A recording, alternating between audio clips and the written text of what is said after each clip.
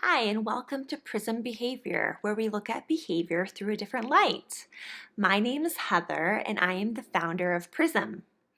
Today, we are going to tackle the subject of why our kids do what they do and what we can do about it. So let's dive right in. The first thing I want to highlight is the importance of context. All behavior happens within a specific context. A child doesn't just throw a tantrum. He or she throws a tantrum with his mom or dad at a park after he is told to leave. So the next time your child has a problematic behavior, think about the context. The next thing to consider is this: we do what works. If it doesn't work, we stop doing it. In general, we are wired to behave for the following overarching reasons: to get something, to get out of something, or a mixture of both.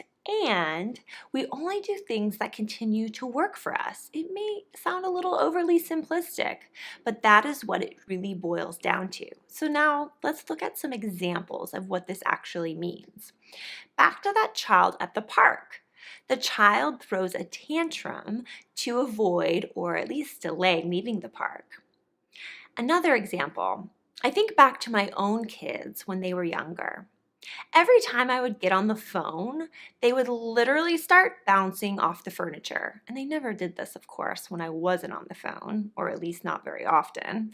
It absolutely drove me nuts. Why did they do that? Well, to get my attention, of course.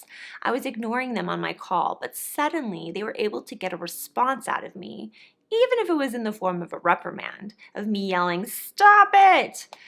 So the next example comes from my own childhood, I'm embarrassed to admit. But my mom tells a story of me throwing an epic tantrum in the grocery store for a certain princess movie. Sorry, Mom.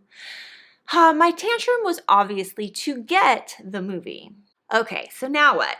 We know that kids do things, to get out of things, or a mixture of both, right? And knowing this can significantly empower you as the parent. And here is how.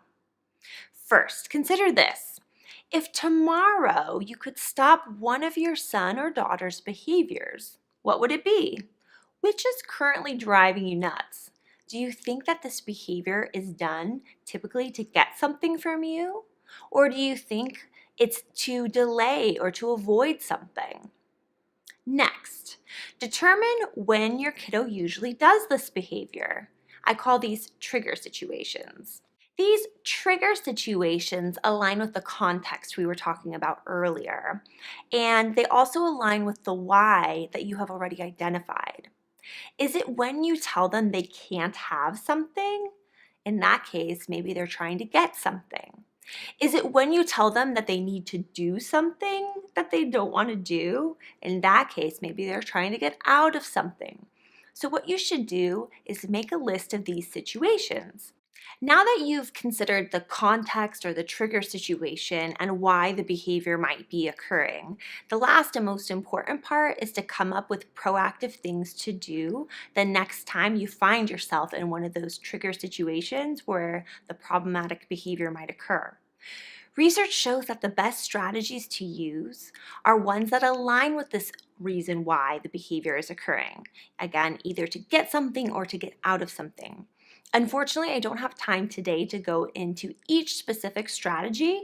However, lucky for you, what I did was I went and created a cheat sheet called Change Your Child's Behavior Today: Proactive Strategies That Just Work. Click on the link to download it for free and get started with implementing proactive strategies that align with the behavior you've identified. So hopefully now you understand a little more about why your child's behavior occurs. Be sure to subscribe to be the first to hear about more free resources like this one. Have a great day.